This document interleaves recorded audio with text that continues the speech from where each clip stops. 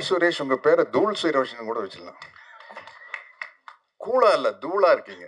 Cool சுரேஷுக்கு பதிலா தூள் சுரேஷ்னு கூட அவர் பேரை மாத்திக்கலாம். அந்த அளவுக்கு அருமையா இருந்தது. நான் இது வரைக்கும் ஒரு 250 படத்தில் நடிச்சிருக்கேன். எல்லா படத்திலும் நடிக்கிறது எனக்கு ரொம்ப மகிழ்ச்சியான விஷயம்தான். அந்த படம் வெற்றி அடைந்தாலும், தோல்வி அடைந்தாலும், அந்த நடிப்பு பணி என்பது வந்து எனக்கு ரொம்ப மகிழ்ச்சியான விஷயம். நான் வந்து ரொம்ப மகிழ்ச்சியா தான் ஒரு படத்துல போய் நடிப்பேன். அந்த படம் ஓடுச்சுன்னா, இன்னும் கூடுதலா மகிழ்ச்சி வரும். ஓடலன்னா வருத்தம் வரும். ஆனா நடிப்பது என்பது ஒரு மகிழ்ச்சியான விஷயம். ஆனால் பெருமைக்குரிய படங்கள்ங்கிறது வந்து ரொம்ப சில படங்கள் தான். சில படங்கள் சொல்றதை விட பெருமைக்குரிய படம்னு சொல்றது வந்து தந்தை பெரியாரா நான் நடிச்சதுதான். அதற்கு அதுக்கப்புறம் சில பெயர்களை தாங்கி நடிக்கும்போது ரொம்ப மகிழ்ச்சியா இருக்கும். அதாவது வந்து படத்து கதைக்கும் புரட்சி தலைவர் எம்ஜிஆர் அவர்களுக்கு எந்த சம்பந்தமும் இல்ல. ஆனா எம்ஜிஆர் மகன் அப்படிங்கிற படத்தில் நான் தான் எம்ஜிஆர். அந்த படத்தினுடைய கதைப்படி. அதே மாரி தோழர் சேகுவாரா கூட என்ன எந்த வகையிலும் ஒப்பிட்டு பார்க்க முடியாது. அப்படிப்பட்ட ஒரு ஒப்பற்ற புரட்சியாளர். தோழர் சேகுவாராக இருக்கவே முடியாது. ஆனா அந்த பேர்ல நடிக்கிறது எனக்கு மிகப்பெரிய மகிழ்ச்சி. ஏற்கனவே யாரோ சொன்னாங்க தோழர் சேகுவாருடைய கெட்டப்பில் நான் நடிச்சிருக்கேன். புரட்சிக்காரன் அப்படின்னு ஒரு படம். நம்ம வேலு பிரபாகரன் அவர்கள் தயாரிச்ச படத்துல வந்து நான் தோழர் சேகுவாரா கெட்டப்பில் நடிச்சிருக்கேன். அதேதான். புரட்சிக்காரன் படத்துல தோழர் சேகுவாரா கெட்டப் நடிச்சிருப்பேன். இந்த தோழர் சேகுவாரா அப்படிங்கிற டைட்டில் நடிக்கிறது எனக்கு ரொம்ப சந்தோஷமான ஒரு பெருமையான விஷயம். இந்த படத்தினுடைய தயாரிப்பாளர் அனீஸும் இந்த படத்தினுடைய இயக்குனர் அலெக்ஸும் என்னை பார்க்க வந்தப்ப சொன்ன விஷயம் எனக்கு அப்படியே புல்லரிச்சிருச்சு. அவ்வளோ மகிழ்ச்சியா இருந்தது. இந்த கதையை வந்து எழுச்சி தமிழர் தம்பி திருமாகிட்டையும் திராவிடர் கழக தமிழர் தலைவர் ஆசிரியர் வீரமணி ஐயா கிட்டையும் போய் இப்போ கதையை சொல்லி இதுல ஒரு இந்த தோழர் சேகுவாராங்கிற டைட்டில் ரோல் அந்த படத்தை இந்த காலேஜினுடைய ப்ரொஃபஸரா நடிக்கிறதுக்கு யார் இருந்தா சரியா இருக்கீங்களா, தம்பியும் சரி ஐயாவும் சரி சத்யராஜ் தான் கரெக்ட்ட்டாங்க. அதுக்காக உங்களுக்கு ஒரு மிகப்பெரிய நன்றியை எழுச்சி தமிழர் அவர்களுக்கு இந்த நேரத்தில் நான் கூறிக்கிறேன். ஏன்னா அது நடிப்பா இருக்காது, அது வந்து உள்ளார்ந்து வர்ற ஒரு செயலா இருக்கும். அப்படிங்கிறதுனால என்ன சொன்னது வந்து எனக்கு ரொம்ப மகிழ்ச்சியா ரொம்ப பெருமையாகவும் இருந்தது. எனக்கு இவங்க இந்த சென்சார்ல வெட்டப்பட்ட காட்சிகள் எல்லாம் இங்க போட்டு காட்டினாங்க. இந்த எல்லா காட்சியும் படத்தில் இருக்குது. ஆனா வசனங்கள் வேற. நான் மறுபடியும் அதில் ரீடப் பண்ணி வேற வசனங்கள்ல வந்து சென்சாரினுடைய விதிகளுக்கு உட்பட்ட வசனங்கள் தான் இந்த காட்சிகள்லாம் வருது இல்லையா? அதனால தான் அதுக்கு நம்ம சென்சார் சர்டிஃபிகேட் கொடுத்துருக்காங்க. அதனால வந்து அதை இந்த படம் செப்டம்பர் 20ஆம் தேதி வெளியாகிறதுல ஏதாச்சும் தடங்கள் வந்துருமோன்னு விநியோகஸ்தர்களோ திரையரங்கு உரிமையாளர்களோ பயப்பட வேண்டிய அவசியம் இல்லை. சென்சார்ல என்ன சொன்னாங்களோ அதை மாற்றி பண்ணியாச்சு இல்லையா? ஏன்னா வந்து இது பராசக்தி காலத்திலிருந்து இருக்குது, வேலைக்காரி அண்ணா காலத்தில் இருக்குது. அண்ணா எழுதின வேலைக்காரிலிருந்து கலைஞர் வசனம் எழுதின பராசக்தியிலிருந்து இந்த மாதிரி பிரச்சனைகள் இருந்துகிட்டு தான் இருக்கு. அமைதிப்படையில் இருந்தது. வேரம் புரியுது படத்தையே தடை பண்ணாங்க. அந்த படத்தை வந்து அப்போ முதலமைச்சராக இருந்த புரட்சி தலைவர் எம்ஜிஆர் அவர்கள் தான் அந்த படத்தை பார்த்துட்டு இயக்குனர் பாரதி ராஜா அவர்களை கூப்பிட்டு நீ தியேட்டர் எடு நான் பார்த்துக்கிறேன் அப்படின்ட்டாரு. அப்படி வெளிவந்த படம் தான் வேரம் புரியுது. அந்த மாதிரி இந்த பல சிக்கல்கள் உள்ள படத்தில் நான் நடிச்ச எனக்கு ரொம்ப அனுபவம் இருக்குது. இந்த படம் நடிக்கும் போது தம்பி அலெக்ஸை பார்த்தப்போ எல்லாருக்கும் தோழர் முத்தரசன் சொன்ன மாதிரி ஒரு சின்ன பையன் அப்படின்னு தான் நினைச்சோம். ஆனா நான் நடிச்ச காட்சிகளை பத்தி தான் எனக்கு தெரியும். ட்ரைலர் பார்க்கையில் தான் எனக்கே பிரமிப்பா இருக்குது. அலெக்ஸ் வந்து அவ்வளவு அற்புதமா நடிச்சிருக்காரு. அவ்வளவு அருமையா அவ்வளவு ஆக்ரோஷமா சண்டை காட்சிகள்ல வந்து அதாவது தன்னுடைய வாழ்க்கையில இந்த பாதிப்புகள் எல்லாம் நடந்திருக்குது. அந்த கோபம் வந்து அங்க தெரியுது. விடுதலை சிறுத்தைகள் கட்சியின் உங்களுடைய முழக்கம் இருக்குது, அடங்கம் வரு அத்துமீறு அப்படிங்கிறது வந்து அந்த வலியும் வேதனையும் தெரிஞ்சாதான் அது நடிப்புல வரும். இல்லாட்டி வந்து அது சும்மா ஒரு நடிப்பா போயிடும். அந்த வலியும் வேதனையும் தெரியுது.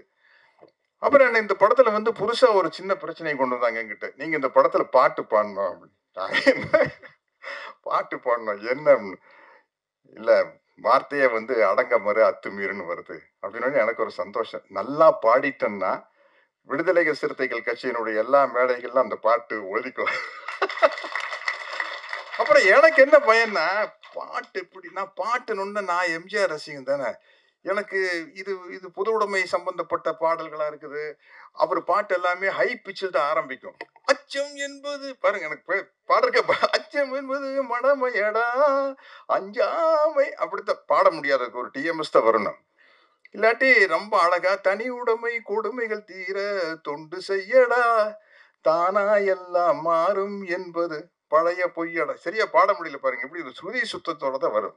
பாடணும்னு நான் சொன்னேன். எனக்கு இந்த மாதிரி எல்லாம் பாட முடியாதுங்க. ஏதோ ஏன் லெவலுக்கு ஏதாச்சும் ஒரு இருந்தா பாடலாம் அப்படின்னா. எப்படி அப்படின்னா, நல்ல ரஃபா நம்ம தம்பி அருண்ராஜ் காமராஜ் பாடிக்காத நெருப்புடா நெருங்குடான்னா பாடிடலாம். இல்லாட்டி ரொம்ப சாஃப்டா அண்ணே அண்ணே சிப்பா என்னென்ன பாடிடலாம். நீங்க எங்கேயாச்சும் கொண்டு போய் அச்சம் இருந்தது மடமேடா ரேஞ்சு குட்டுறாதீங்க அனீஷ் சார் அப்படின்னா, நீங்க வாங்க நாங்க பாத்துக்கிறேன்னு சொன்னாங்க.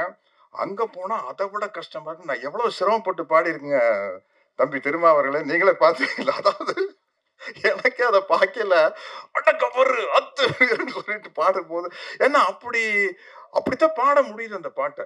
ஆனா ரொம்ப ஒரு பாட்டை வந்து ஒரு பெருமைக்குரிய பாடலா, ஒரு புரட்சிகரமான கருத்துக்கள் நிறைந்த பாடலா பாடுனது வந்து எனக்கு ரொம்ப மகிழ்ச்சி. எனக்கு அந்த அந்த பாடல்ல ஒரே ஒரு குறைதான் இருந்தது. இதையெல்லாம் இந்த அக்கிரமங்கள் நடக்கும்போது வருவான் புரட்சி தமிழன் என்ன காட்டுறாங்க. நான் எல்லாம் ஒரு புரட்சி தமிழன் இல்ல, தமிழன். புரட்சி தமிழன் கிடையாது. அது புரட்சி தமிழன்கிற பட்டம் இங்க தோழர் முத்தரசன் அவர்கள் விரும்பினாலும் விரும்பாட்டி பொருந்தும், எழுச்சி தமிழருக்கும் பொருந்தும், தம்பி வேல்முருகனுக்கும் பொருந்தும். பட் அது வேற எங்கேயோ போயிருச்சுன்னு நினைக்கிறேன். இன்னும் இருற மாதிரி. சரி பரவாயில்ல, என்ன அது என்ன இல்லை. அதனால ஒன்றும் பரவாயில்ல, அது ஒரு மகிழ்ச்சியான விஷயம்தான். என்னன்னா இந்த படத்துக்கு வந்து இந்த மாதிரி படங்கள் ஓடும்போது ஒரு பெரிய சமூக மாற்றம் ஏற்படும். அது காரணம் வந்து நீங்க பராசக்தியிலிருந்து பார்த்துக்கிட்டு இருக்கீங்க. பராசக்தியிலிருந்து நாடோடி மன்னன் வரைக்கும் வேதம் புரியுது, அமைதிப்படை எல்லாம் வந்து இந்த சமூக மாற்றத்துக்கு மிக முக்கியமான படங்கள். அந்த மாதிரி படங்கள் இப்ப நிறைய வர ஆரம்பிச்சிருச்சு. தம்பி பா ரஞ்சித்துடைய படங்கள், மாரி செல்வராஜ படங்கள், வெற்றிமாறனுடைய படங்கள், அதெல்லாம் வந்து பிரமாதமான சமூக கருத்துக்களை கொண்டு வராங்க. அந்த வகையில இந்த படம் வந்து இதுல வந்து என்னதான் சென்சார் வெட்டி இருந்தாலும், இந்த வசனங்களை மாற்றி இருந்தாலும், சொல்ல வேண்டிய கருத்துக்கள் மக்கள் கிட்ட போய் சேரு அப்படிங்கிற மாதிரி இருக்குது. ஆமா, ஏன்னா வந்து சில சமயத்தில் அதான் வாத்தியார் படம், எம்ஜிஆர் படத்துல வந்து புரட்சி தலைவர் படத்துல உதய சூரியனின் பார்வையிலே உலகம் விழித்து கொண்ட வேலையிலேன்னு பாடியிருப்பாரு. அதை சென்சார்ல வந்து உதயசூரியன் சொல்ல முடியாது, சொல்லக்கூடாது, அது வந்து திமுகனுடைய சின்னம்னு அதை சென்சார்ல கட் பண்ணி உதயசூரியனை புதிய சூரியன் மாட்டியிருப்பாங்க. இருந்தாலும் மக்கள் மனசுல, எங்க மனசுல எல்லாம் உதயசூரியன் போய் தான் பறிஞ்சது. மேடையில் முழங்கு அறிஞர் அண்ணா போல்னு பெற்றால் தான் பிள்ளையால நல்ல நல்ல பிள்ளைகளை நம்பி இந்த நாடே இருக்கு தம்பியில பாடியிருப்பாரு. அதை மேடையில் முழங்கு அறிஞர் அண்ணாங்கிற வார்த்தையை மாற்றி மேடையில் முழங்கு திருவிக்கா போல்னு சொல்லியிருப்பாங்க. இருந்தாலும் படம் பார்க்கல தெளிவா தலைவருக்கு ஒரு க்ளோஸ்அப் வச்சு அந்த வார்த்தைகள் வரும்போது அறிஞர் அண்ணாங்கிற வார்த்தை தான் மனசுல போய் பதியும். அதனால வந்து இந்த படத்துல வந்து எல்லா விதமான சட்ட சிக்கலையும் தீர்த்து சென்சார் சர்டிஃபிகேட் வாங்கி செப்டம்பர் 20 இந்த படம் வருது. அதனால வந்து இப்படிப்பட்ட ஒரு துணிச்சலான ஒரு கொள்கை கூட்டம் சினிமாவுக்கு வரணும், தொடர்ந்து வந்துகிட்டே இருக்கணும். ஏன்னா வந்து சினிமாங்கிறது ஒரு கலை அம்சம், பொழுதுபோக்கு அம்சமா இருந்தாலும் கூட ரஷ்யாவின் புரட்சியாளர் தோழர் லெனின் முதற்கொண்டு கலை வடிவத்தை ஆதரிச்சுக்கிறாங்க. கலை வடிவத்தின் மூலமாக ஒரு புரட்சி மக்களிடம் மிக தெளிவாக மிகச் சிறப்பாக சென்றடையும் என்பதில் ஆணித்தரமான நம்பிக்கை கள போராளிகளுக்கு இருக்குது. அதற்கு துணை நின்ற தம்பி அனீஸ் அவர்களுக்கும் அலெக்ஸ் அவர்களுக்கும் என்னுடைய மனமார்ந்த வாழ்த்துக்களை கூறிக்கொண்டு விடைபெறுகிறேன். நன்றி, வணக்கம்.